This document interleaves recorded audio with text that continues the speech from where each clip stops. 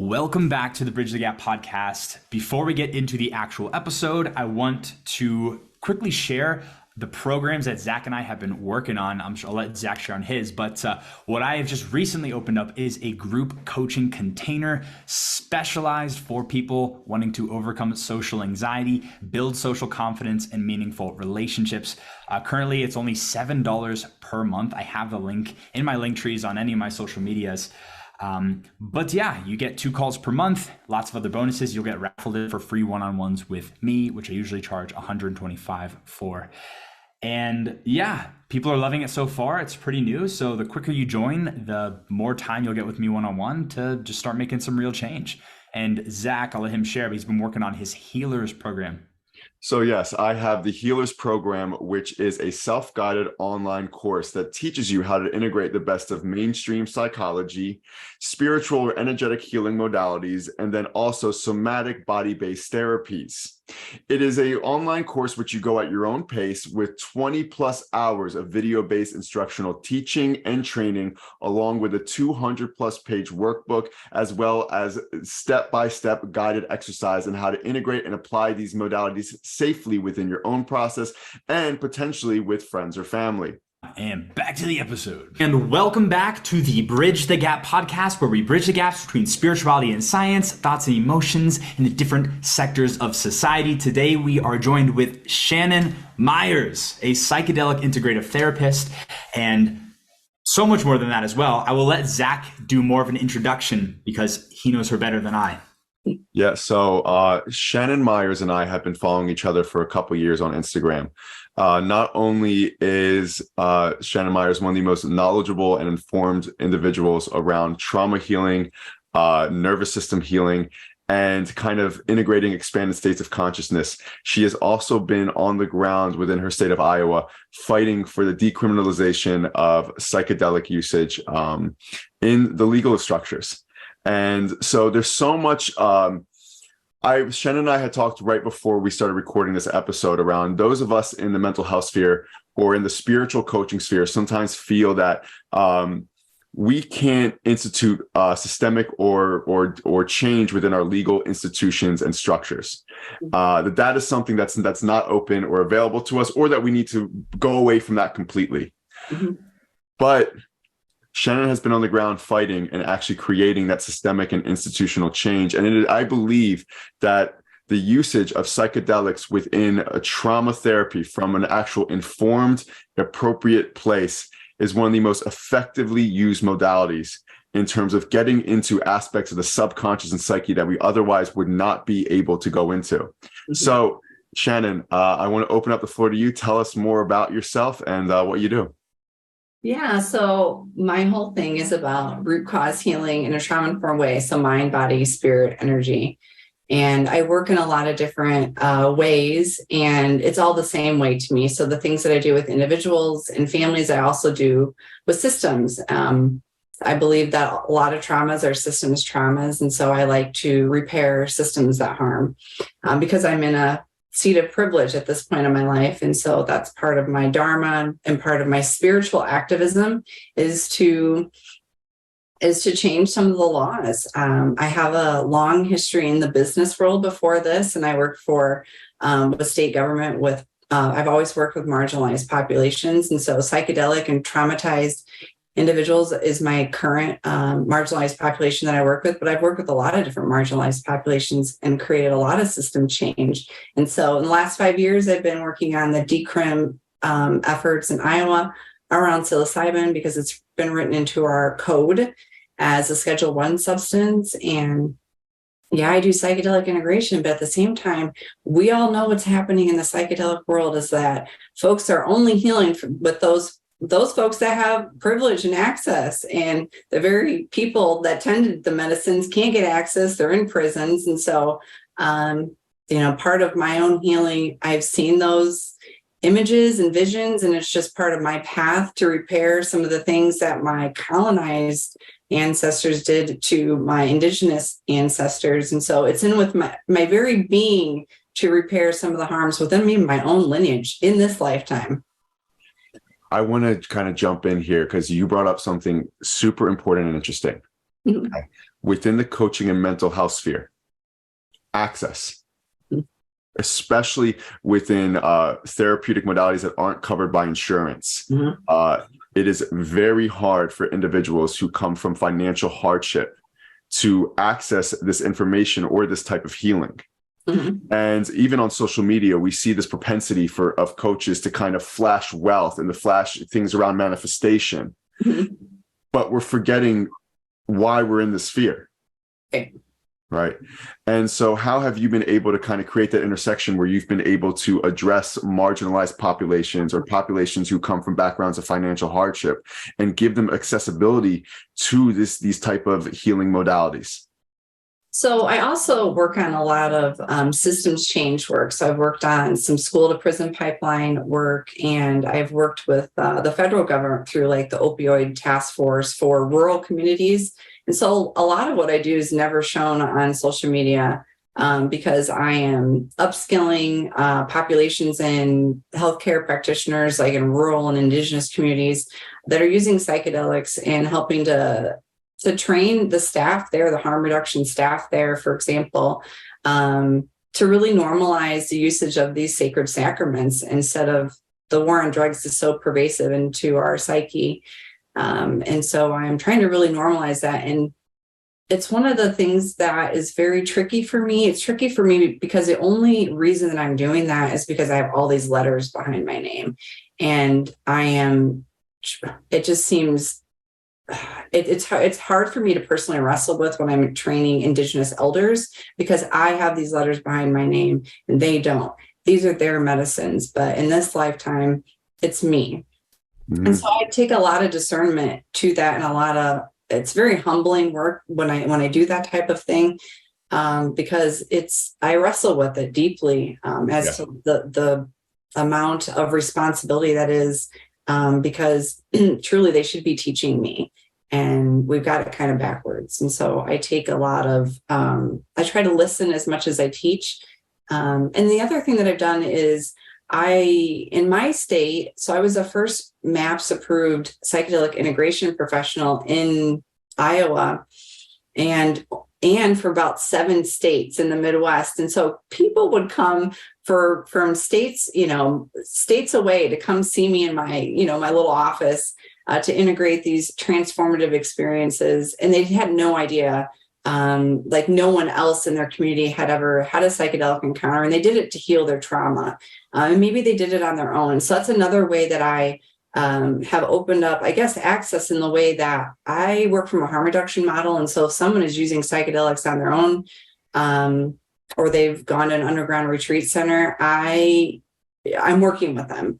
And it's not just, you can only do psychedelics in my office with me.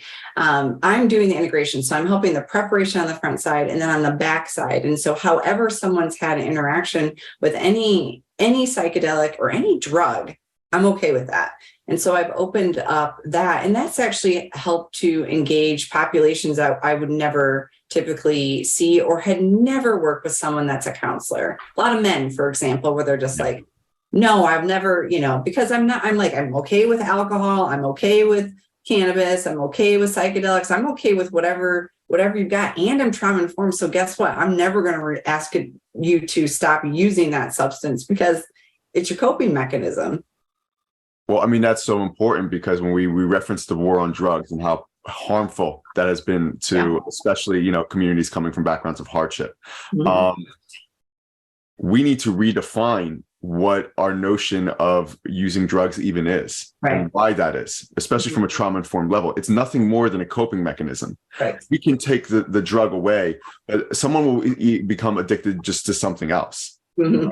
The addiction runs so deep because it runs on a nervous system level, right? It's nothing more than a response to unprocessed trauma. Sometimes the drug is the only mechanism through which we can soothe that response. Now, and Oliver, I don't know if you wanted to chime in kind of even. Well, just quickly on addiction, the core, neurotransmitter, I believe, around all that is dopamine. So whether you're taking, pills or smoking weed or drinking alcohol, for most of those, they're all just releasing dopamine. So if you stop the drug, well, then maybe you're going to get hooked on social media. and flipping through TikTok and, YouTube shorts and Instagram reels, because it's that same hit of dopamine, and it might cause, different, but maybe even equivalent levels of harm in their own way. So at the end of the day, I find that, trauma is a huge cause of addiction. I've worked with people where I've helped them do some deep root healing around trauma. And then all of a sudden, the habit of like vaping that they've been trying to quit for years, they're able to let go of very easily, without effort, without a whole bunch of willpower. So I'm sure you have a lot to share on that topic, Shannon. It's nervous system dysregulation. Addiction is our emotional, not having the capacity to feel emotional overwhelm or whatever is available. And we have socially acceptable addictions like overworking, bodybuilding. There's very much socially acceptable addictions. Look at all these letters behind my name, I get applauded for that, but also what was going on there, right? Why was I going after all these achievements? Well, there's another addiction. Yeah. It's super interesting. So even from my background, I was someone who was a failing student throughout high school, was the classic fuck up, right? And then, I was like, oh my God, I need to buy into the way society wants me to behave. I need to assimilate and fit in. Mm-hmm. And then I became the star academic student. What people don't realize is, as someone who had issues with addiction himself, I had traded one addiction for another. It was just one that was more accepted from a societal level. I was using Adderall heavily.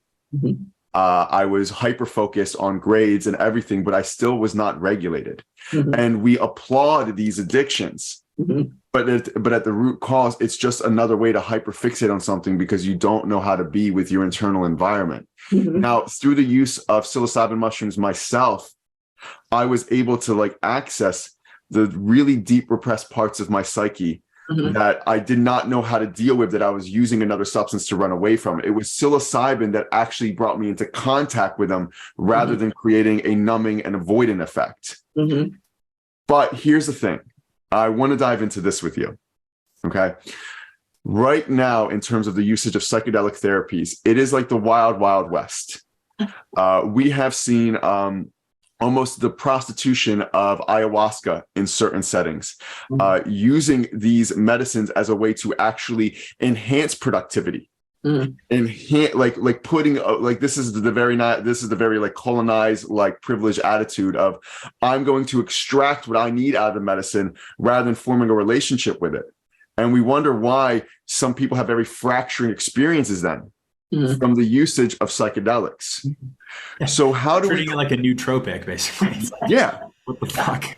So how do we begin to create more informed awareness around the usage of these modalities, and the approach, and how to integrate these experiences, and then also this medicine itself is conscious.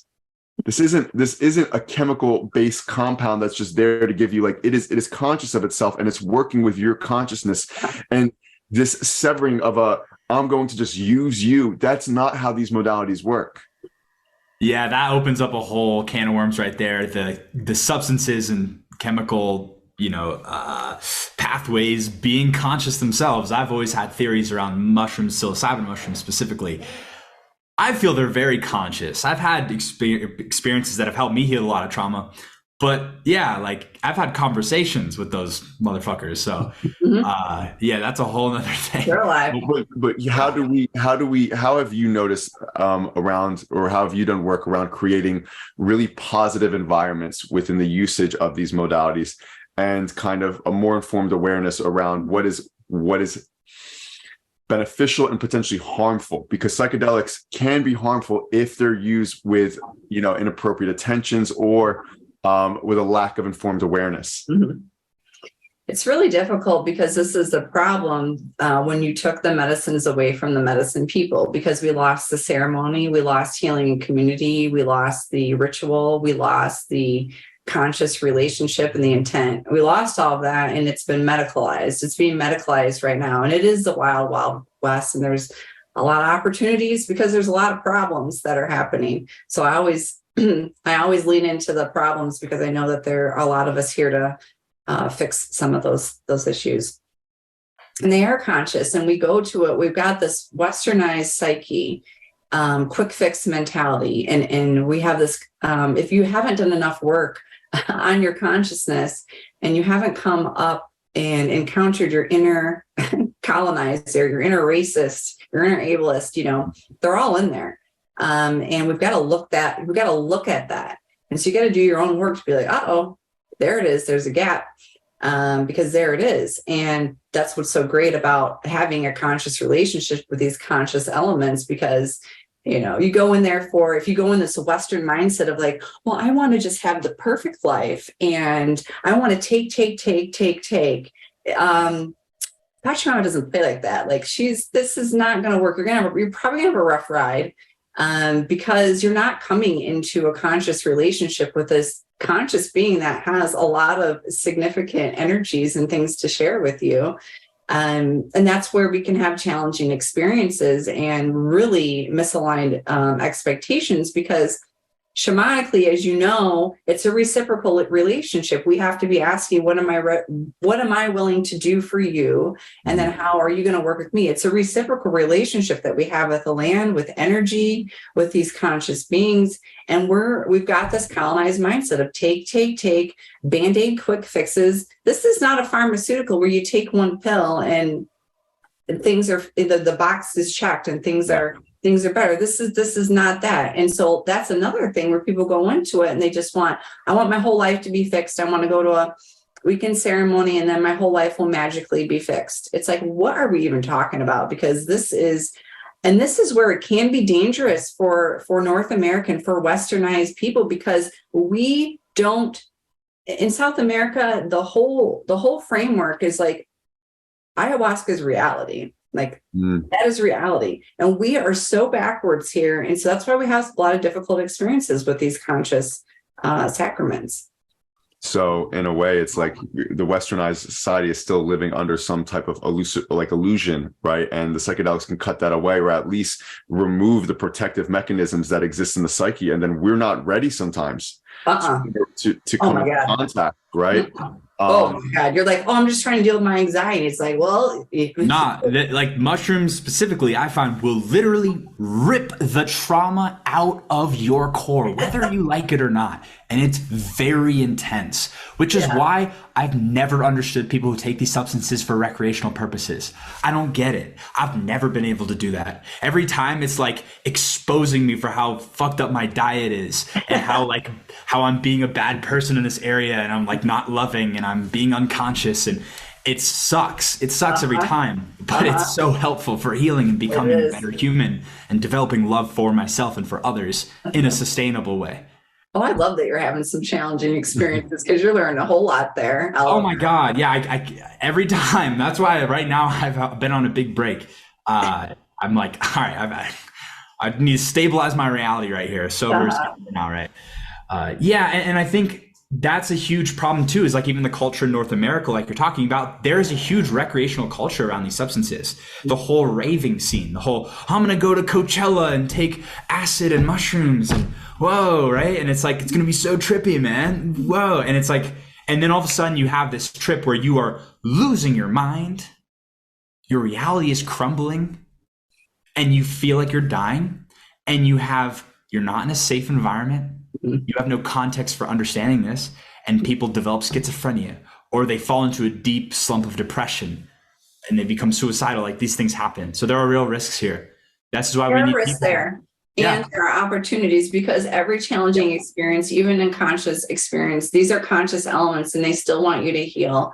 And I don't even want to villainize like schizophrenia, because that's a process and that's not villainizing it. But what I'm saying is that sometimes we can destabilize ourselves so much that it's not helpful. It can, because you're at a rave, right? You're at a rave and then you are not okay. And so that's why it's so important that we're having this conversation, because that's still a workable experience. Even if you have lost your mind, I think that's great, because sometimes we need to lose our minds to find our souls. And people don't like that I say that.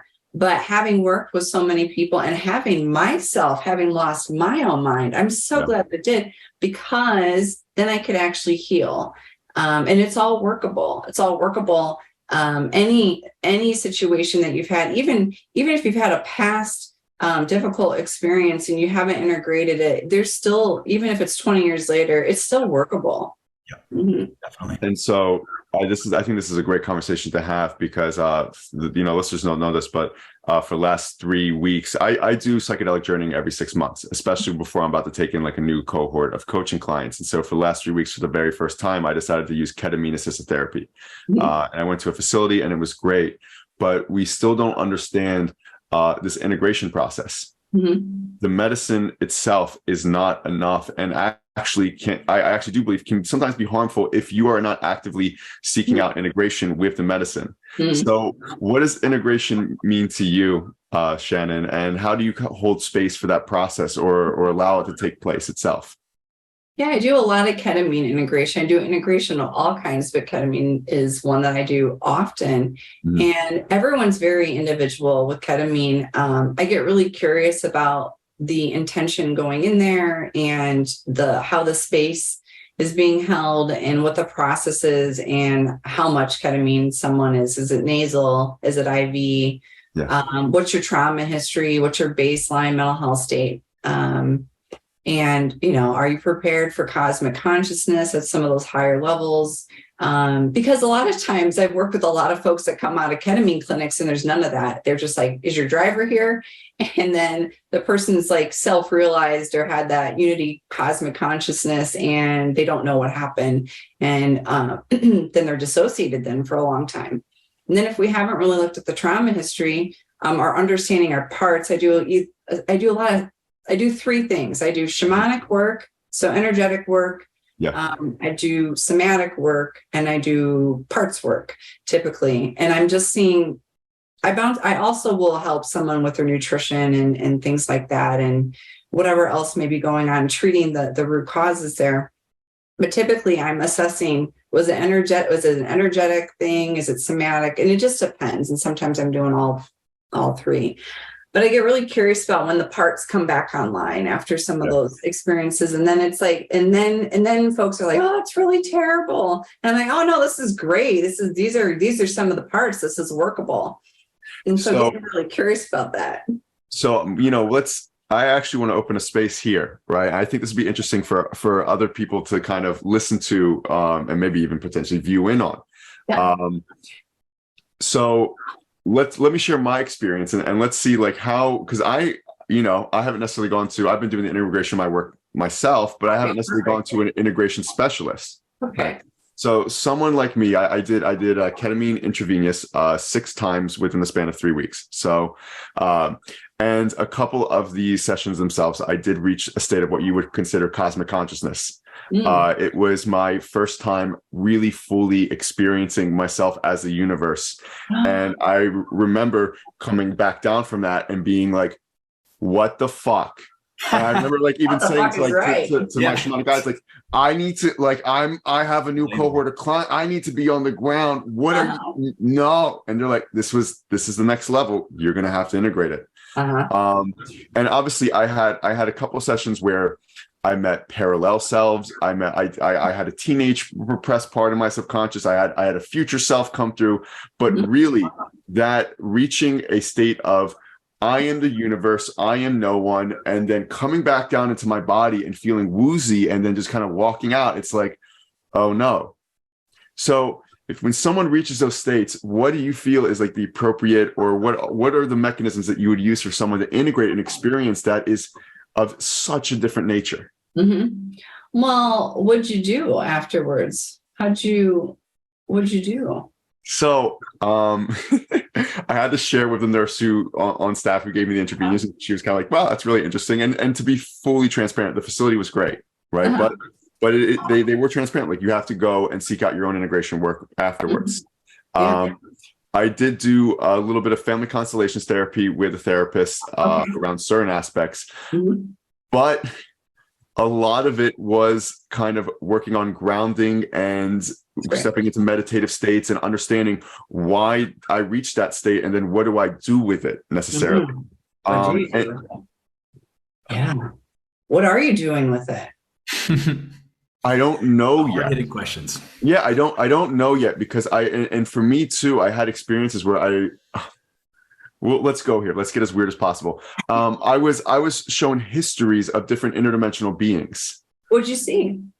I saw histories of I worked with this, it's so interesting because I heard of the term, I've heard of these concepts, but I'm like, is this real? Like I encountered things around what's considered like Anunnaki and what those interdimensional beings were. And it was almost like I was integrating a part of my own higher self-consciousness that existed as that at some time. Oh, great. You got to some of the outer chakra work. Good for you. You're okay. So Shannon, talk to me.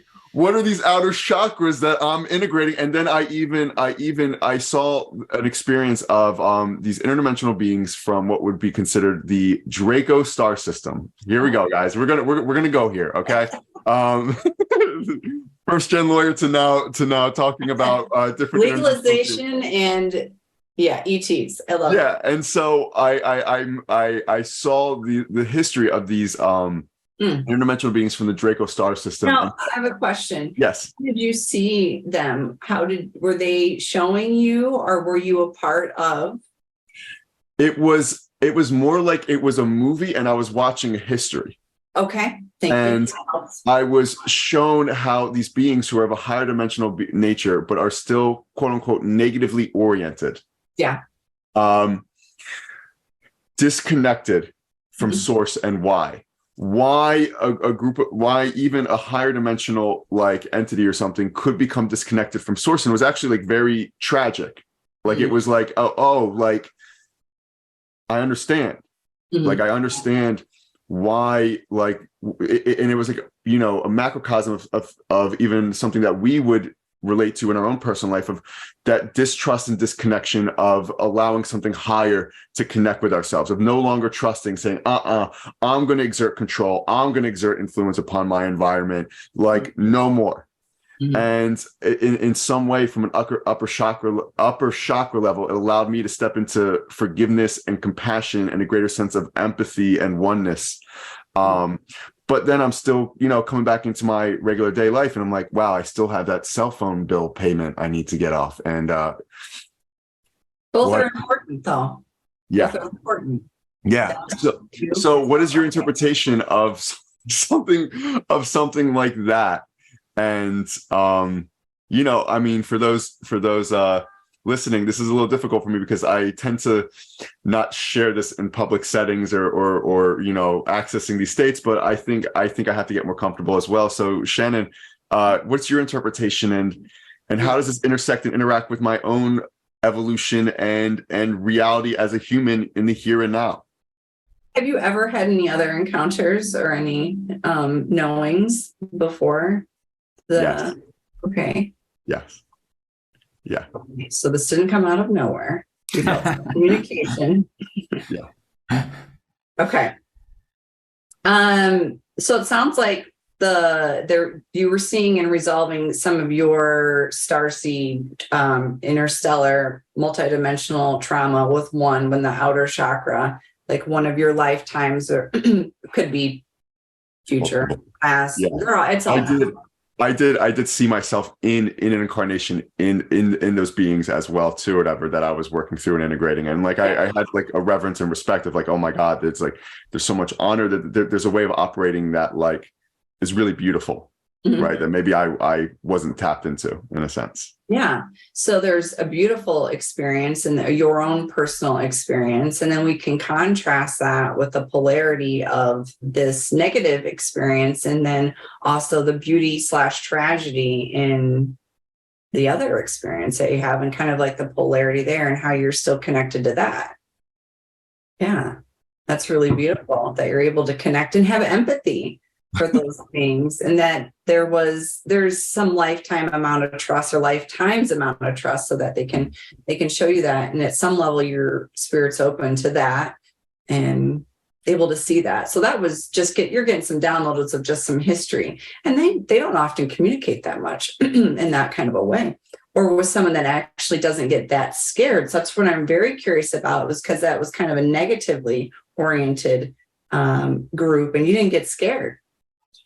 Well, because Maybe because you felt a kinship. no, it hasn't been a love and light relationship there even in this life. It's been a tough one. And these are experiences, we talk about accessing these higher states of consciousness. And, for me, when I first went into this, it nearly fractured my psyche, like years ago, several years ago, when I first started having these experiences. And now I felt like I was able to step into this therapy and even on my own, just kind of come back to myself because I understood the integration process. That's it right here. They're showing you how far you've come. Do you understand this? Yes, people, I'm like smiling. People can't see me smiling.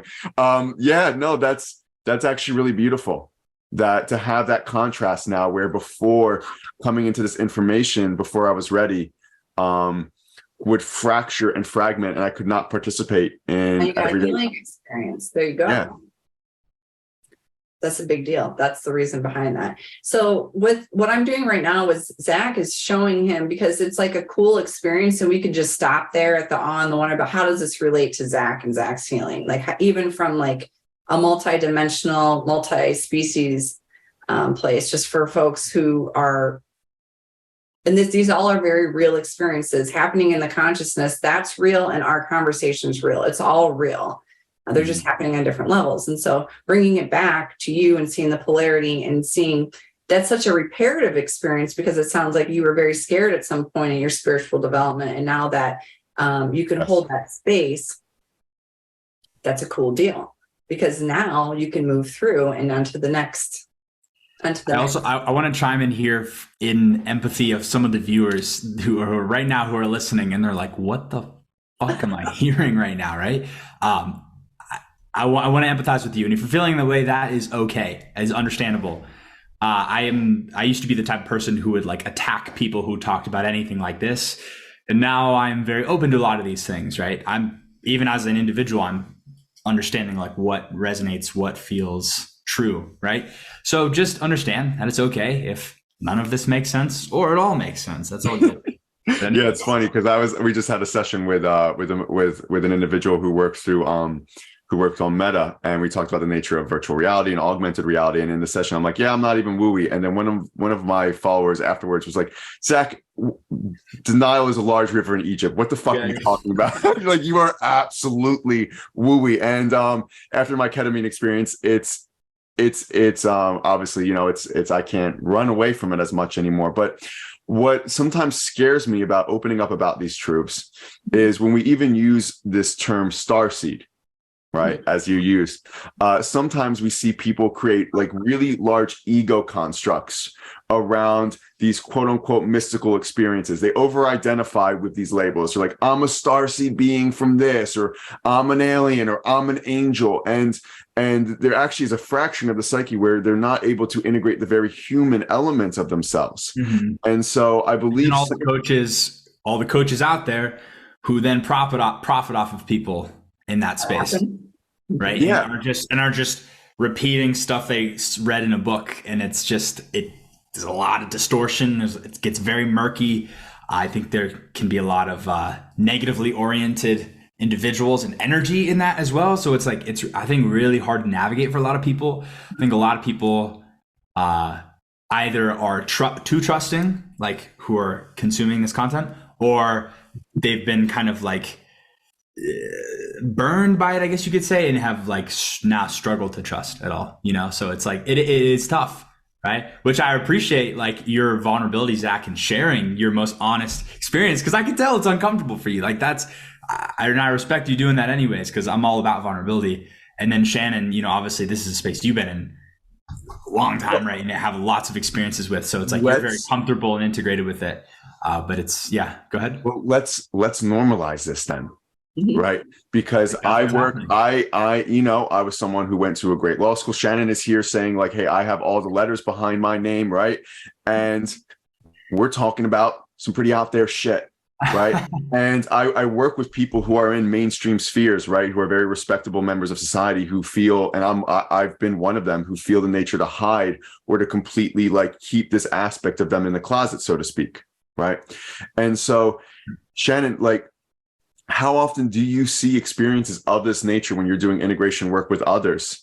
And it does seem like there is more disclosure. People are tapping into awareness of interdimensional beings and galactic history, but like, how do we do so from a healthy place? And what's the path there, right? Because you allowed a space where you brought my experience very down to earth, right? Well, you've had negative oriented experience, and this one you can handle it now, and it's showing the psyche where it's at right now. It's providing that contrast. So, how do we kind of create a healthy normalization?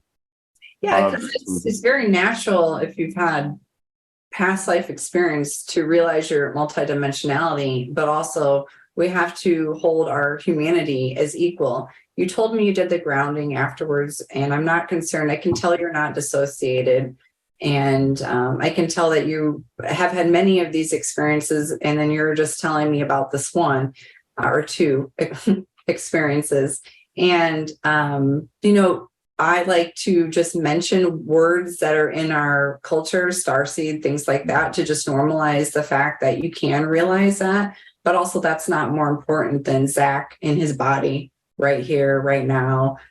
Eating food, going to bed, moving your body, sweating, and all of those kinds of things that we need to do to stay healthy. It's just, we have to normalize experiences, because why I go into it is because a lot of people are pathologized and they're put on a lot of medicines for a long time.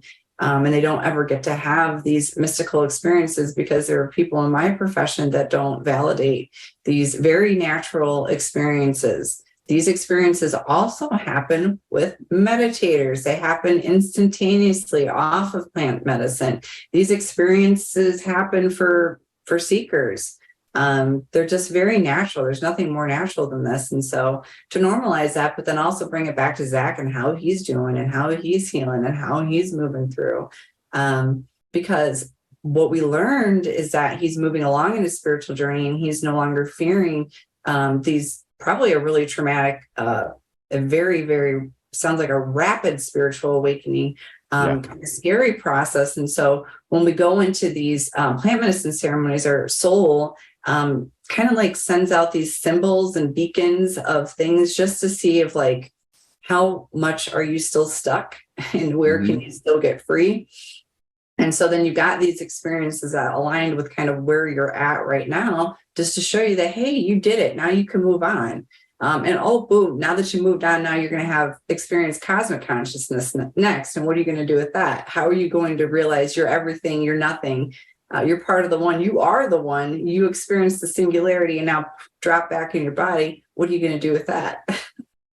And I think this pivots really well from where our very first episode we ever did was with Andrew Murnane and Ray, who talk about this they're clearly men who've reached a state of like non-duality and oneness, right? And then trying to relay that back. And even in the episode, we were challenging them. Well, how do we ground this?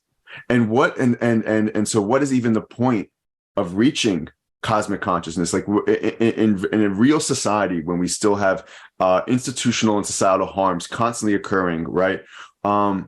What's the point, Shannon, in your eyes, of even stepping into these states? Why even be led there in the first place? Why even be seeking them out when we have so many issues? To remember you are loved, and to know that everyone is kind of you are them. And so that you know that you are the universe and you're experiencing yourself as Zack, and so is everyone else. And so that there are some folks that are tasked with the task of waking up fully in this lifetime so that we can reach back and help those behind us on their journey. This is the most natural rite of passage. And it just happens when the consciousness tips over, to realize and be aware of itself. It just happens. It's so natural. But you go back to the same things that you did before, but you come back to it with a different level of integrity, a different level of discernment. My God, you were sacred. You were the universe. You must walk around as such. And so was everyone else, and to treat them as such. Yeah, to have... There's an intellectual understanding of non-duality, and there is an actual experience of non-duality. And those are two different things. Definitely. Yeah. And I like what you said about remembering being like the first word that came out of your mouth. Because I know when I had a really strong experience of that on 5-MeO DMT, toad venom, as they say, Bufo alvarius and such. It's like, imagine experiencing deja vu times a million for a very extended period of time. And then you'll have just a small fraction of an idea of what it's like to feel that. And it's very intense. And it was very challenging, very difficult experience. But I remember on the come down where I was a little bit back in the room and just laughing to myself. Yeah, it's funny, huh? This cosmic joke. The cosmic joke of the whole thing. How could I ever forget that I was God? Yeah. Just ridiculous. Yeah. How absurd. I love that you've done the toad. There's nothing like it. And how silly I was to forget. And then also with the strong knowing that I will come down fully and then forget. And it's your task to remember every day. Well, yeah, that's a big task, right? A tall glass. But it's also like, and I'll preface that by saying it's not like I realize, oh my God, I am the God, I am the chosen one. No, it's like, no, like we are all one, we are all God. Everything is God. Yeah. Everything, literally everything is infinity, is what God must be because it must exist. You know what I mean? So that's where language breaks down. Well, like words for the toad. And Oliver just brought up a great point. Ego integration. Because when we reach expanded states, sometimes, and we talked about this, like the ego, right, can kind of get in the way and say, I'm special, right? And not necessarily from a healthy place, right? And we witness this. Oliver did a good job of drawing awareness in sometimes like the self-help and spiritual spaces, right, around, and we can see cult-like dynamics arise out of things of this. Yeah.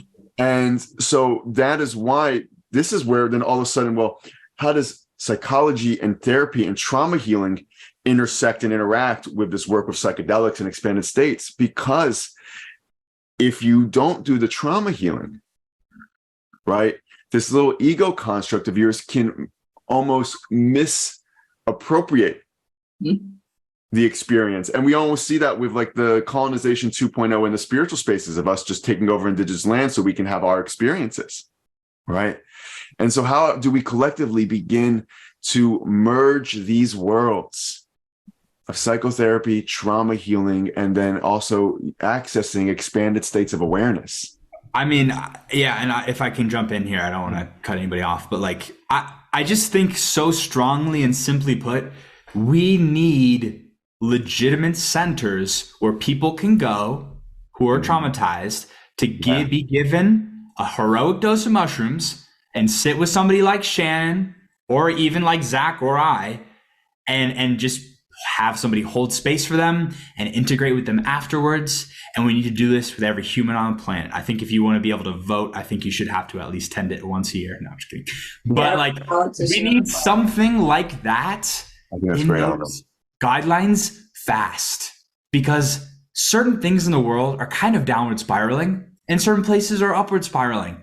But if we really want to transform this earth into a beautiful, loving, harmonious place where we get along and we're not bombing each other and we're not still going to war to try to, take each other's resources, then I think we should really consider that as an option. And I think if that were to come true, life could really achieve that beautiful, almost utopic potential. I do believe that is a possibility, and I don't believe enough people are talking about it.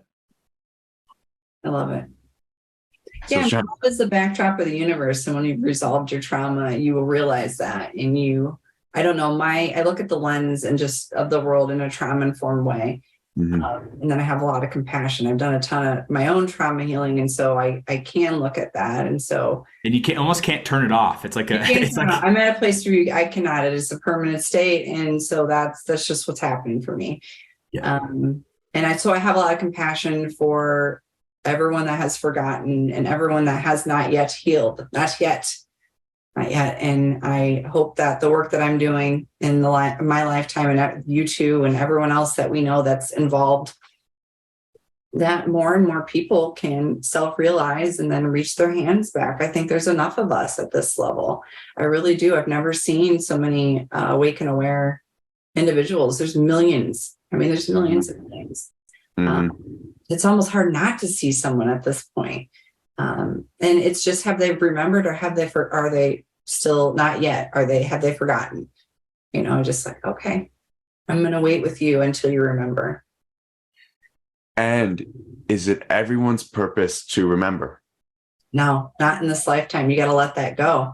It's not everyone is to heal in this lifetime. There are levels. So when people get very egoic with the spirituality and like the self-realization, I just said, okay, great. I love that. Because then they will look back and they're like judging, because that tells you where someone's at. I say, okay, let's look at spirituality from kindergarten to 12th grade. We all have to start at kindergarten so we can learn how to read, so we can go to first grade, second grade, third grade. Yeah. And so I started at kindergarten. I don't know what grade I'm in. I don't know, but I've moved You're on. in second grade. Let's say I'm in second And I'm in grade. 5th grade, so I would know. You would know, absolutely. And so we're just all moving on at the same level. Not everyone is going to heal in this lifetime. Not everyone's going to self-realize in this lifetime. And that's just what it is. Mm-hmm. And that's okay. And it's not my job to make my healing conditional on anyone else healing. Yeah. And I got to share, sorry, Zach, I know you want to chime in, but like, I just remember like one of the examples of where this can get very confused is there's this one guy I knew who, talk about the levels of energy. I'm sure you're familiar, like the levels of consciousness. Mm-hmm. And he's like, I'm downloading people's and reading people's soul maps or whatever. And he was like, this like one person was just like, he has achieved the love consciousness 4 times. In his I know which one you're referring to. Yeah. And no names, right? I see that and I'm like, what are you saying, dude? Like basically in my eyes, you're making the experience of feeling love unobtainable. That only if you're this enlightened being can you ever know what it means to actually feel real love. It's like, well, bullshit. You know what I mean? Like a lot of that, I see that. It's like, I don't want to dive too far into that, because I think he's using David Hawkins' work around expanded states of consciousness and kind of trying to create a map, because we're trying to create linear models around concepts that transcend linearity, right? So it can be difficult, but I understand what Oliver's saying of like kind of creating a hierarchy and stuff. It can get a little confusing, but this is the difficult thing, and it's what I think it's why I love this episode, is we're talking about the intersection of spirituality and westernized, like consumerist, capitalist, hierarchical mindset. Yeah, vertical hierarchical mindset, right? When indigenous tribal communities that were more entrenched in these states kind of had a horizontal hierarchy. And I even wanted to kind of ask Shannon just around a lot of the things that I'm talking about today. A typical therapist might pathologize me as being crazy, right? And so how do we kind of normalize, like bridge the gap? Yeah. How do we bridge the gap here? Shannon, give us the answers. Well, I'm doing what I can, right? And I think one of the most important things is you don't have to do it publicly as I am, but people are really doing this quietly, and every person that I've ever worked with that has a trauma history, and this is true for I've worked with tens of thousands of people, they have reached their hand back. If they know any little thing to another person that's going through anything similar that they have, they're reaching their hand back and they're saying, here's what I did. Here's my tools. Here's what I can do. And so as much as possible that we can tell our stories, therapists typically aren't on board until they've had their own experiences. And then then they have to confront, oh no, everything that I thought is wrong. Either that or a trauma therapist, because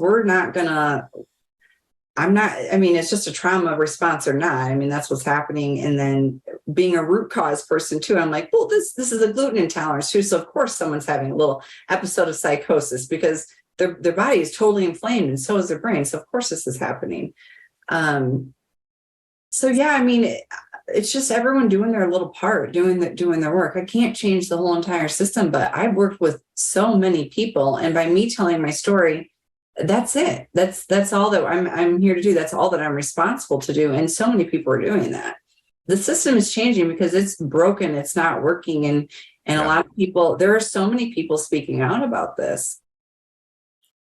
Yeah. I think, we even talk about like, the DSM-5 being used in the therapy communities, and how that can no longer really be the diagnostic handbook or model as well, right? And I think, something I want to dive in, and I want Oliver's opinion on this as well, is, we're seeing this crossover between, mental health and spirituality, therapists, coaches, right? A lot of licensed therapists that I know actually give away they kind of throw away the licensing and saying, because it's so restrictive with how they can show up in this space. And so it's in tribal indigenous cultures, right, or shamanic cultures, I mean, elders led you through your own deep healing, deep inner work process before you could ever hold space for someone else. And we live in a therapy model that's like go to grad school for 2 years, memorize some diagnostic models, and you're good. And so, I think, what is your opinion in terms of returning to this model of those who should show up in the healing spaces are those who have also gone through the fire themselves? That there is a quality of knowledge and insight and wisdom that cannot just be taught through a textbook, that there must be space held, that for some of us, maybe the degree comes from us holding space for an incredibly difficult psychedelic experience that you then have to work through and integrate yourself. And that is the piece of paper. That is a certification. It's so much more than a fucking piece of paper, man. Yeah. It's so much more. But people are so programmed. They know that, and they know who's good or not, and above ground or underground, licensed or not. That's the reason why I didn't get licensed in my state. I was very clear with my ancestors, because I am part indigenous and I'm part colonizer. I'm both in my being. And it's always been clear, is do not do this. Part of my karma is not to do that, not to diagnose, not to other, and try to work as indigenously as possible within the constraints. And I'm able to do that.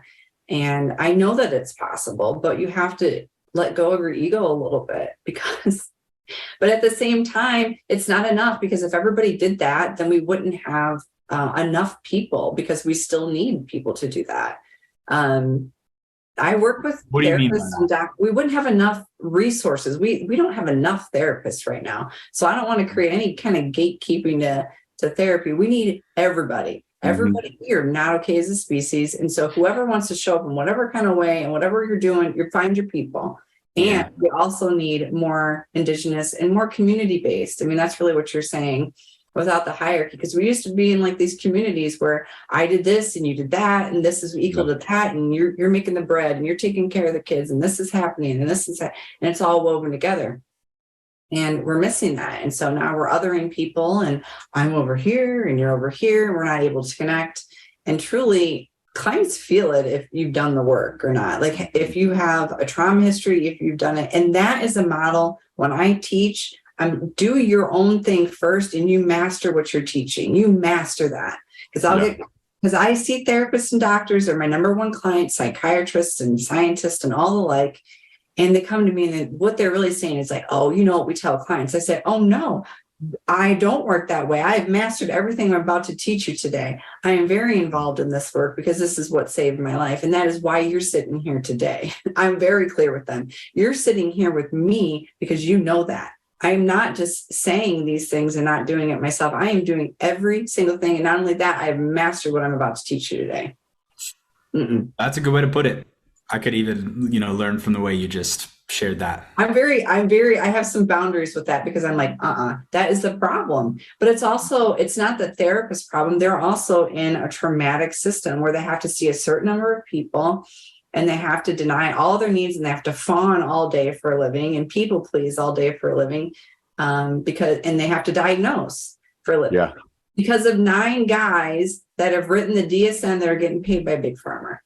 Yeah. Well, you remember what they said when they wrote it? The DSM-5 should never be used for insurance purposes. Well, that worked out. They're off the bus at this point. So people don't understand that. And it's even, I find it's not even just the therapists and the system's fault, but some people love getting a diagnosis. I've seen people giddy because they're so happy they got a new label to identify with, right? Well, that's part of the healing process too. So a lot of compassion, because that's part of the entry line. It's like, what in the hell is going on here? I need a name for this. What in the hell is going on So here? they feel certainty. They feel certainty. But what I'm saying is I feel like it's a false certainty because Eventually you move most of on the time beyond it. it's ignoring the trauma. That's what I'm getting at here. It is. And that really bothers me. It's part of the path. You don't engage in the trauma work. Trauma work usually happens last. It usually happens last, after the labels, after all of it. We've tried it all. I really don't want this to be trauma. I'd rather it be this. Oh, I can't believe it. And no one's picked up on the trauma because no one's trauma informed. So you have to be, I'm very compassionate. Okay, you have all of these diagnoses. I had a collection of diagnoses. I had a bag of medications. Oh, yes, I did. But guess what? I did have complex trauma that was undiagnosed. Yeah. So that's what was going on. And then let me guess, when you finally addressed that and started to heal that, guess what? You started getting no medications. Yes, you became happy, and you didn't need those pills, this candy anymore, right? Right. Yeah, but that's me. And there are some folks where their life situation is very different. I have also realized that I am the universe. And so there's 8 billion of us that are universes, and my universe can be different than your universe. And if they're fine with taking whatever and having that diagnosis and they're able to live their life and do whatever they want to do and be their full self, I love that for them. Yeah. This over here. And we need all of us, all 8 billion of us. Right. Doing a thing. But that's rare. My way doesn't have to be your way. That's very rare. People who are on those meds are not like, yeah, and it works for me and I'm good. Like, that's freaking rare. If it works, right? I love it for someone. I love that. Yeah. If it works, great. Good. I love it. But I'm just saying that's rare. And so I just I know I'm speaking out a lot here, but I just feel inspired. I feel charged up because we just need to make this trauma the main conversation. And I think one of the problems with the word trauma is that when people hear trauma, they think, oh my God, I got raped and my dad was killed in front of me and all these horrible things, right? It's you don't it doesn't have to be something big. Trauma can be very small. You got called a name. Mm-hmm. Or your parents spoke to you with a stern tone one time, and for whatever reason, it triggered your fight or flight response when you're a kid, right? It's just a nervous system response. It doesn't really care what the event is about. I think that actually is the problem is the name trauma, and so people don't identify with that, so they don't know what they're looking out for. They don't know what they're searching for. If we call it chronic stress. Maybe that would be a little bit better. I don't know. That's the thing is I wish there was a better word that didn't trigger people and be like, oh, not me. And then I hope you don't mind me interjecting, but maybe the word just says dysregulation. Yeah. You feel dysregulated. But right. I feel like for a lot of people, that term is going to sound sciencey and they're going to be like, I don't know what that means. Right. And then move on, right? The problem. This is a real problem. It is. I think all 3 of us have struggled with this same problem. It really is. I struggled with this very question. Yeah.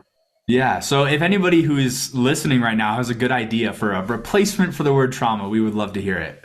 DM it or figure a way to get it to us. Yeah.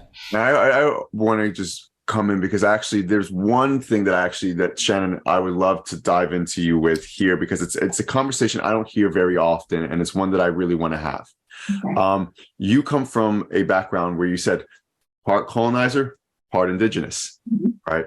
And so, there's not a lot of awareness around, well, where is that inner colonizer within me? And some people hear that and they go, oh, here we go. This is so, I'm running away from that. But I do believe, especially as we start using kind of these more sacred indigenous modalities, that we understand the history of colonization and how it's almost a mentality that is ingrained within us, and it can cause us to abuse and extract in a way that actually lends to a not very psychologically healthy person. So where is that work, and how does the quote unquote inner colonizer or the colonization intersect with the healing process and the interaction between indigenous tribal healing modalities? So at some level of healing, you're working on your personal healing, right? You're working on your personal stuff, but 95% of trauma is intergenerational. If you follow Orm Mate's work, it's very much so. So you're looking at your legacy burdens. And so you're looking at what did my ancestors think, say, and do? I do some energy work. And so I pick up on a lot of stuff, thoughts, feelings, ideas, whatever. It's very natural in my work to pick up on some of these things that are beyond or below our subconscious awareness. What psychedelics do is they bring your subconscious awareness more into the conscious awareness, and they bring it up. And so I always ask the question, like, have you met your inner racist? Have you met your inner colonizer? Have you met these other parts of you? Because we are using sacred sacrament that is not ours.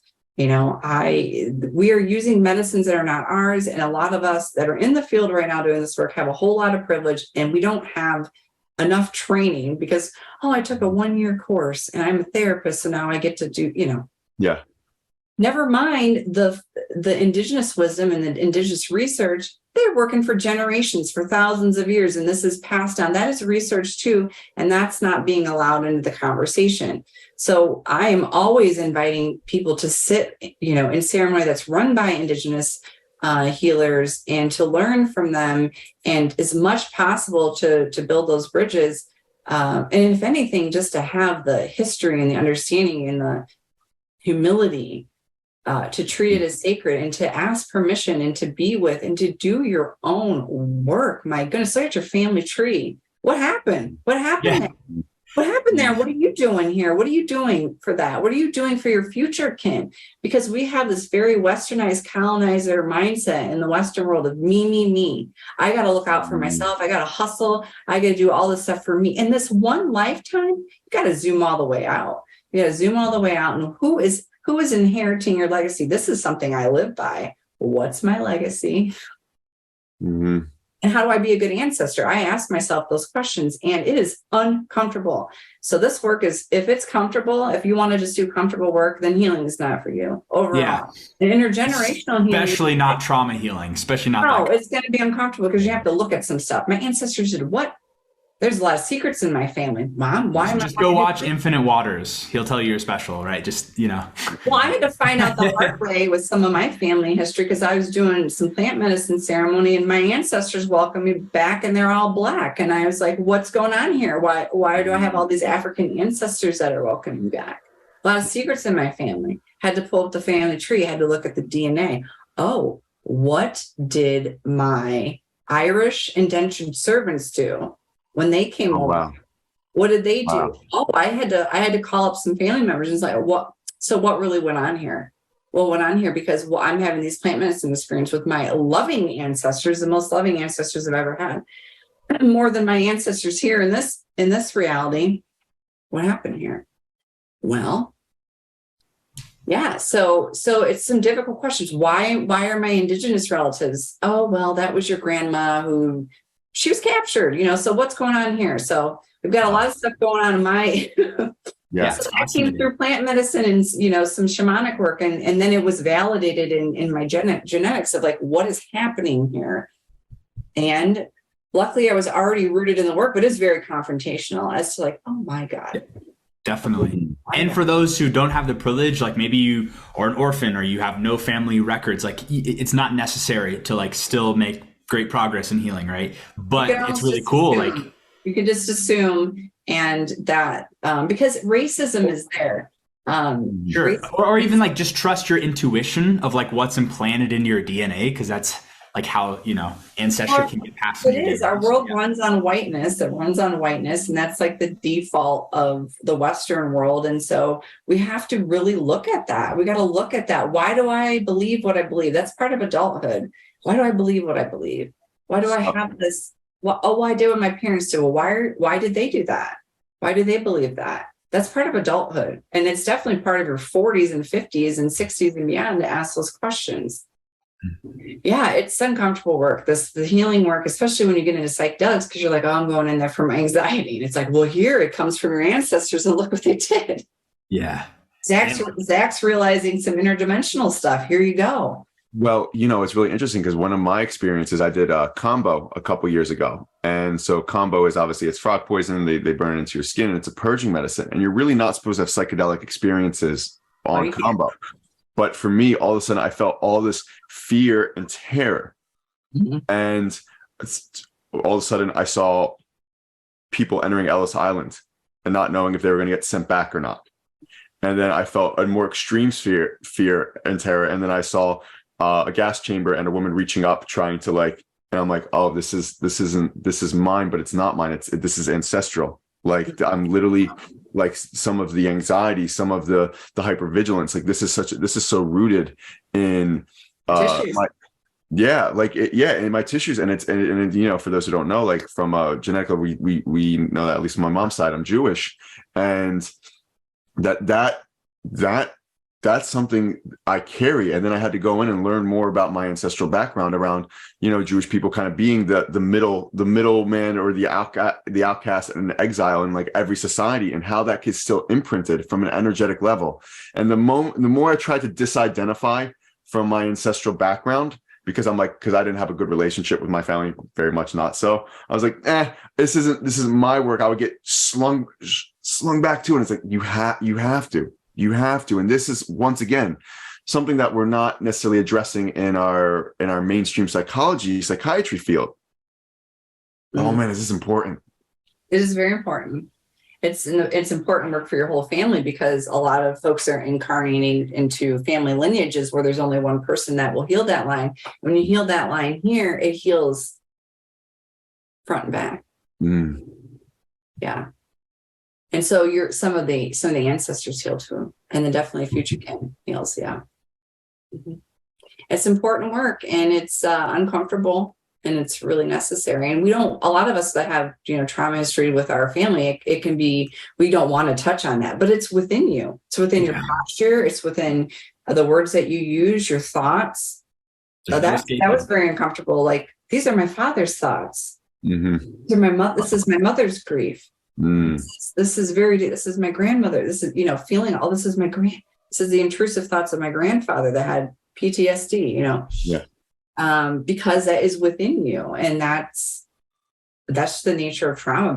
And people don't understand that our body is the subconscious made manifest, and it's within your physical body. People are like, oh, it's my genetics, it's my DNA. It's like, the reason why the genetics and DNA are that way is because of the trauma. Yeah. And I'm curious, epigenetics, right? I'm curious your perspective on this, because a lot of people, once they identify, oh, this is my mother's voice, these negative thoughts and such, they start saying, oh, that's not me. And I think that's a very interesting statement. I have some opinions about it, but I'm curious to hear what you think about when you hear people say that. Well, it's still a part of you, because, you know, you're hearing this in part of your inner system. And so that's a fragmented part that we have, parts of ourselves that are intergenerational. And so I always ask, where do you feel that? Where are you picking that up? Because that's still, it's healing. It's healing within you. And so when we push that stuff away, that actually takes us further from healing, to your point. That's exactly, yep. I'm glad you said that, because I feel the same way. It's like, it's actually, when you say that, you're rejecting this part. It's a part of you. Me. Oh, no. It's like, well, it is actually, right now, it is. It's inside of you. It is part of you. IFS is all about that. Like, that's parts work, just basic 101. So yeah, it is a part of you. And that's okay, because you can discern, yes, that's my mother's voice, but we have to work to get enough really curious, because there's a gift under that. There's a gift under the fear and the terror, and there's a beautiful gift that is more part of you, and it's untouched, and there's going to be more resources the more that we lean into it. Definitely. And I'd love to share a quick story of when I actually did some ancestral healing. I was in Mexico, and I went to a traditional shamanic temazcal, which is a dome of concrete, not very big, where they put these red hot stones in the middle of it that they've been burning on a fire for all day. Mm-hmm. They bring it in, and then they pour water over it to basically steam you out. And it lasts 2 hours. It's about the most intense sauna experience you could ever imagine. And the whole time they give you maracas, they're singing indigenous songs, and they're just, you know, channeling and doing a lot of rhythmic stuff. Well, really uncomfortable physically, but out of nowhere during my experience, I felt a lot of energy come up that needed to be released around my grandfather. And my grandfather was not a good man. He was a very selfish individual. He was very, did not really care at all about his 4 children, who, a lot of them, serious mental health issues. And, there's just a lot of trauma there.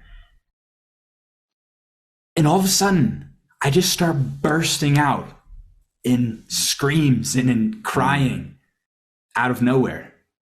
Now, of course, I know what that is because I've been doing this work. That's what I do as a coach. So I lean into it and I let it all out. And it was just so surprising to me how that came out. And I realized after I'd let it all out, I was finally able to forgive him and like let him move on spiritually, energetically. Right. Mm-hmm. Healed too. That was mm-hmm. Yes. And so, that was a really transformative experience. And even an interesting note of that, I remember because I was loud as shit, and it's a small tent. There's other people in their own space. And it was going on for a long time because it just kept coming out. And one person was just like audibly annoyed at the fact that I was taking up all the audio space and was like judging me out loud. But I learned how to just like let go of that and still release, because I knew at the end of the day it was for the greater good. Mm-hmm. And sometimes in your healing journey, you're going to run up against that. Friends, family, people, strangers who are judging you for doing this work, or resisting it, blocking you, whatever that might be. And just trust yourself, trust your inner self on that, because it's hard. And sometimes in the healing relationship, your relationships can fall apart. And sometimes that's what needs to happen sometimes. So just a little note there. It happens a lot. Yeah. But there's a space too. It creates the spaciousness, right? Like that relief in consciousness, then there's a dark night of the soul. Stuff clears out. You've got a little bit of space there. You're sitting with it. It's hard. It's difficult. And then we move through. And so the relationships change. And so we have to let go of some of these that are no longer serving us, so that more relationships that are more aligned with who we're becoming have space for. It's hard. It's difficult. We don't want to do that because we fear like, oh no, but oh man, it's so beautiful. The relationships, that you can have are out of this world if you allow it. Yeah. It's so much more deep and intimate than you could ever contain before. Absolutely. So, Shannon, final question. If you don't mind. There does seem to be a return in modern society of the modern shaman, right? And what does that mean to you? What does that look like? Because for me, I'm like, I don't want to take on that term. I don't want to take on whatever that means. I'm a white dude. Like, come on. And the more and more I try to turn away from it, I would get kind of slung back into it. And like, it's okay. Sick? You get hurt? Do you get sick? You get hurt? I was bedridden ill for 4 years. I then came out of that, healed myself, right? Then came out of that, became the academic superstar, went to the fancy law school, and then had the awakening, could then hear spirit. I'm trying to push it away. I'm trying to say I have schizophrenia. All these weird synchronicities happen. I'm training under mentors. And here's the thing, mine is not an isolated experience anymore. There does seem to be a modernized adaptation of what they went through in tribal indigenous cultures, that like the modern medicine man and woman is returning. Mm-hmm. And we're coming in all shapes, forms, and sizes right now. With all of our reasons, realize it or not, we had a discussion right before this. I'm like, you're one too, buddy. Right. And so here's not just a social anxiety coach. Sorry to drop that on you. And so, how do we, because there's such a disconnect, I believe, because some people think, well, hey, I did LSD a couple times in Tulum, right? And I shimmied and I partied and I accessed. So now I'm a shaman because I can sell other people LSD for lots of money. It's like, that's not it, and there's almost like a caricature of what this is that's now kind of created in like the wellness industrial complex. But for those who really are stepping into this calling, it's scary. It's different. It's confusing. Right. And it's not. And like I said, for me, the disconnect for me was like, this is not in my ancestral lineage. So no, but something was like, doesn't matter right now for you. Mm-hmm. This is yours. Because sometimes even the cultural thing can be a form of separation or distortion from the core. Right. And that's where that was, it's a polarizing topic. And I respect your guys's, perspectives and the way you speak about it, especially like the colonizer thing. Now, of course, I'm as wide as they come, right? So for who am I to say, right? But I also feel like sometimes when we get too lost in, you know, focused on certain aspects of that. Now, of course, if you still have, some darkness, we need to face all our darkness as much as possible. But at the end of the day, it's like, we don't want to limit ourselves. Oh, just because I'm white, I can't like help people of color or something like that. Right. And I think there's sometimes those notions, oh, you could never understand. It's like, well, yeah, I don't know what it's like to be a person of color, but I know what it's like to have trauma and to have pain. And we're all human. Right. And you know what I mean? That becomes a very polarizing conversation. Wow. But at the end of the day, the healing and the love is what matters. Yeah, and I still think we need, more Black, Indigenous people of color as like trauma-informed therapists and coaches. I think we need everybody as that, including them 100%. Yeah. But that's a very white person thing to say, but yeah, I think we need healing for everybody. Yeah. But where do you kind of see this modern shamanism coming from? And like, what is the path for us, Shannon, as those who've had these deeply entrenched calling experiences, and what are we going to do? It's definitely an archetype that is really prevalent, and it's happening with you.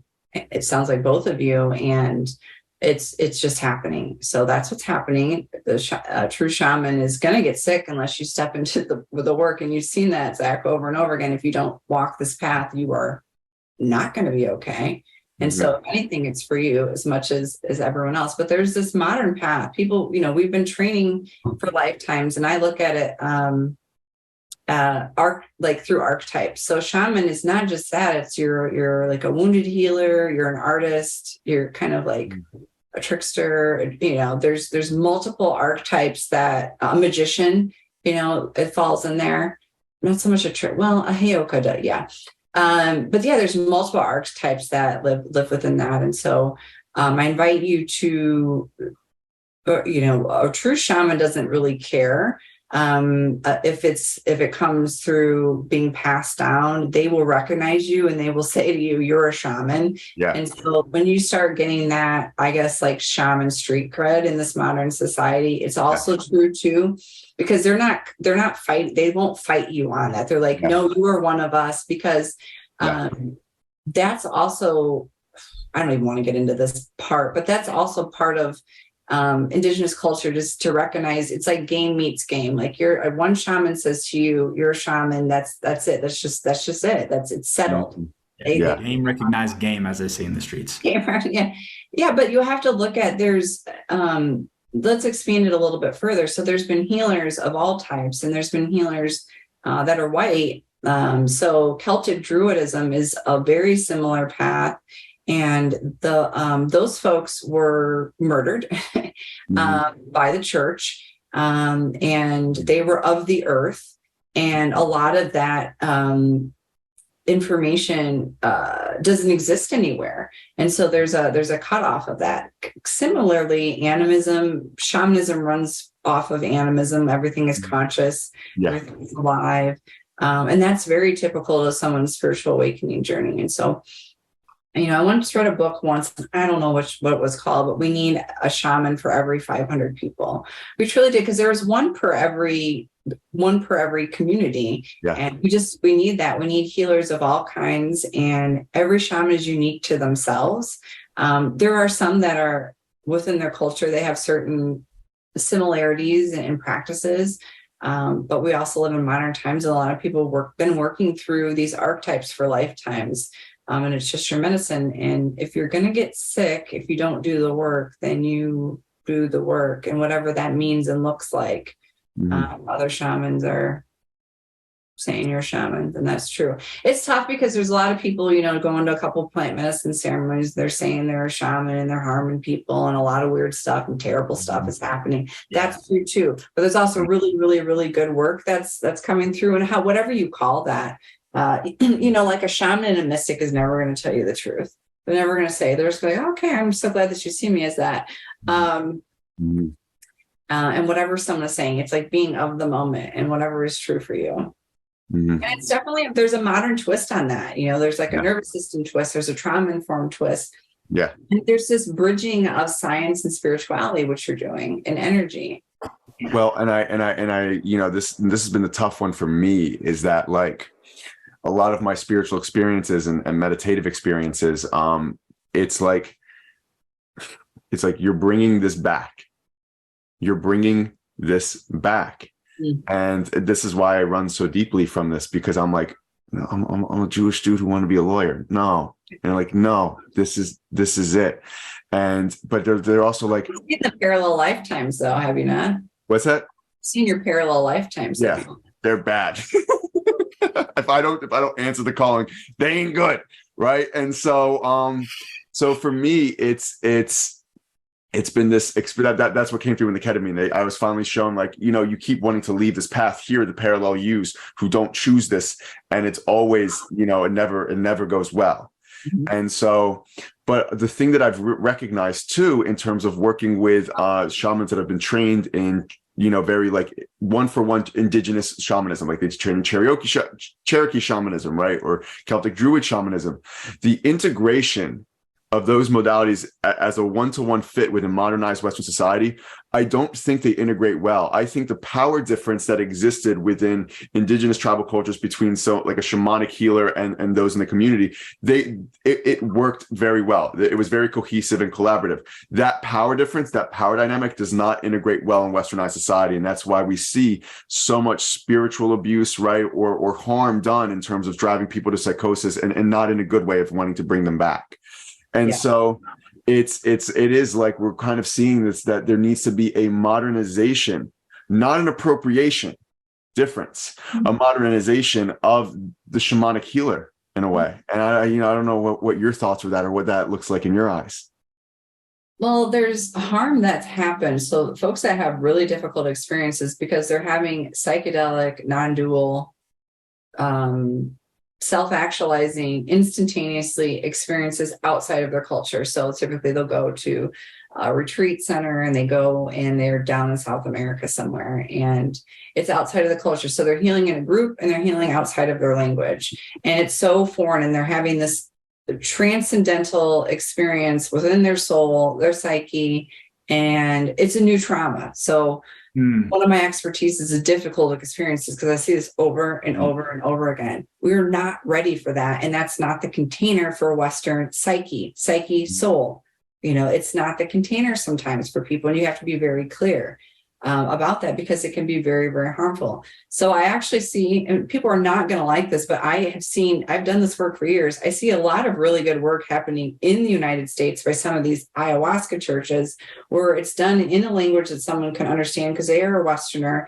Then this person is trained somewhere else. And so they've gotten a little bit of understanding, but they're doing it a little bit more individualized, because we can harm people when they're having to totally, I call it, and I heard this on a podcast, it's called an ontological shock. Like your worldview is shifting, and also the container is so out. Everything is so foreign. Nobody has grounded for you. When someone's landing their consciousness, they got nothing to land. There's nothing there that's familiar. It's not in the language, and it's not good. People, I've seen so much harm done there, and it's not by the healers that's happening. This is Western people not being prepared for this cross-cultural healing, because no part of our psyche, no part of it it's just so foreign. There's nothing there. Versus if you grow up down there, it's very much like, this is what we do, and you're going to do this at a young age, and that's the spirit world, and this is just part of the nomenclature. And so people are not going to like that I said that, but at the same time, I see that. I see all different types of things. So I'm comparing and contrasting these two experiences. These are just two. There are the hundreds, thousands that I've seen. Yeah. And I can speak to all of those, but we'd be on a podcast that is 7 days long. Mm-hmm. Yeah, so I work with a lot of plant medicine and shamans or alternative healers, whatever you want to call yourself, that have light skin. And that's okay, because that's going to be safe for someone also who has light skin, and they're working with you, and you can speak to them in a way that is not going to harm them, because all good trauma work is to not harm the person and to leave with less wounds than we start. And unfortunately, the legal structure, to bring it full circle, has made this disconnect so wide. We've taken the people away from their medicines, and now we're colonizing it in this whole other way through in the industrialized medical complex. We're bringing it here, and so now we've got people in a shaman's role that have no business. They haven't been through it. A lot of these therapists that are doing plant medicine ceremonies, treatments, so excuse my language, they've never even had a plant medicine encounter. They never self-actualized. They never had a difficult experience. Yeah. So it's like, what the fuck? This is broken. This is not good. It's not good. This should be the shaman thing, is like, have you? I am going for decriminalization so that we can have whoever is most competent in trauma. Yeah. Whoever is able to hold that container. I don't care what kind of license you got. I don't care what's going on. Who is most able to keep the most people safe? Like, who is that person? Right. And it doesn't matter. And I'm going to say it. It doesn't matter your age, color, gender. It doesn't matter how many letters you have in front of your name. None of it. It's how competent are you at holding space? And that cannot be faked. It's presence. You can't fake it. You have to earn it. Set, ability. You've been training your consciousness for lifetimes. Yeah. I mean, my goodness, we need to. I mean, you can't go in there and be like, you know what? I read about this in a book. God, no, dude. Like, and I got a certificate, and it's like, what? Yeah, like I want to. So a client that came to me, like, literally was the last therapist that they worked with. She told them about what she was struggling with, and the therapist just started crying. Like, you know what I mean? It's like.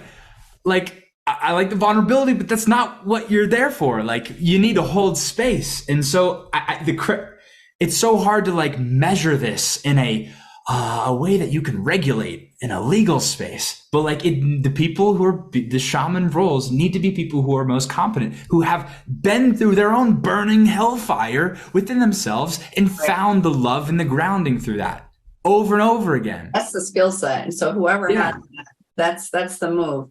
And so I hope that I don't know if we're going to see it in my lifetime, but I hope that we plant the seeds for that to happen. You can't be that old.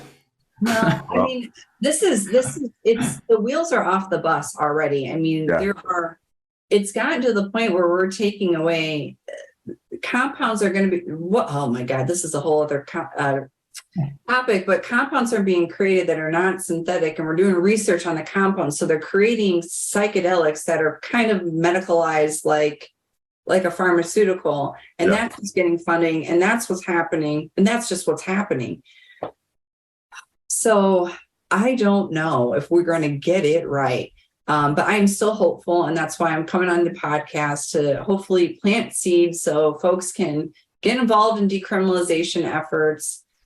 Course correct as much as possible, and just step into the work if you're ready in whatever way that you can, because consciousness doesn't come with letters behind your name. No, and that's what I have to learn. And I want to kind of end on this, Shannon.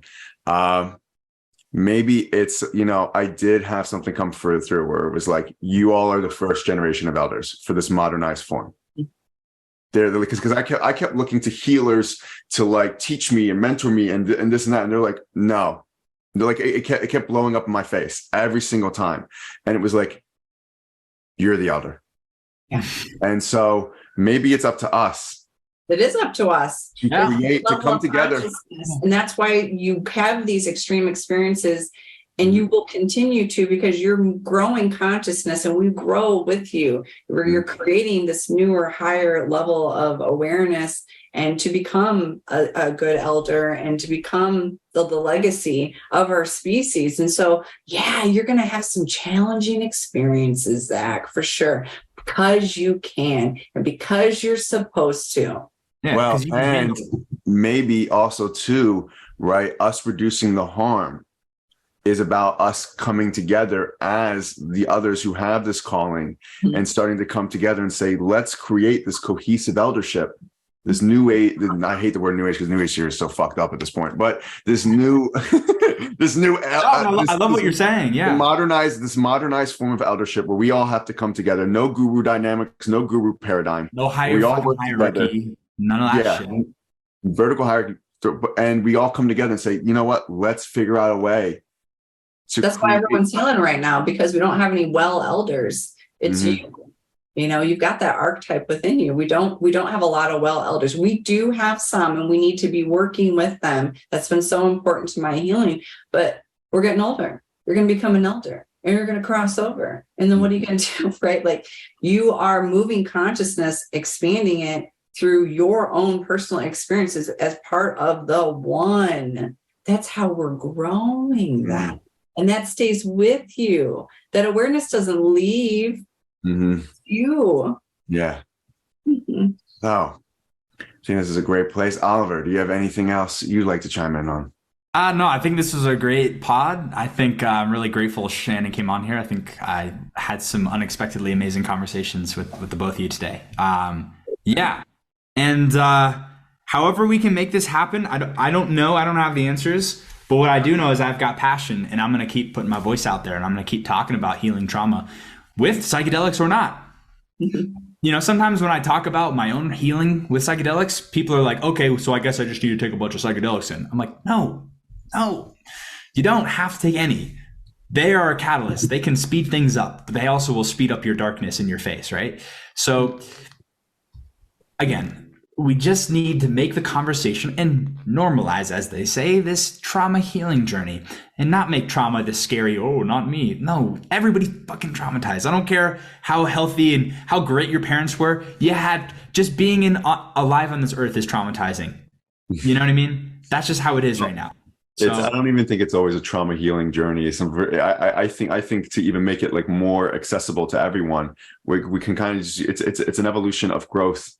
It's just an evolution of growth, and as a part of that growth, oftentimes comes trauma healing. But we're all evolving in awareness. We're all evolving in consciousness, and to kind of normalize and kind of create more standardized templates in terms of allowing people to understand what they're going through and not labeling them crazy or pathologizing these things, but also saying, hey, you know what? There is a point where it is unhealthy that you're driving yourself so far from reality. Like we have to touch into insanity, but not necessarily like deep dive into it to where we can't get up.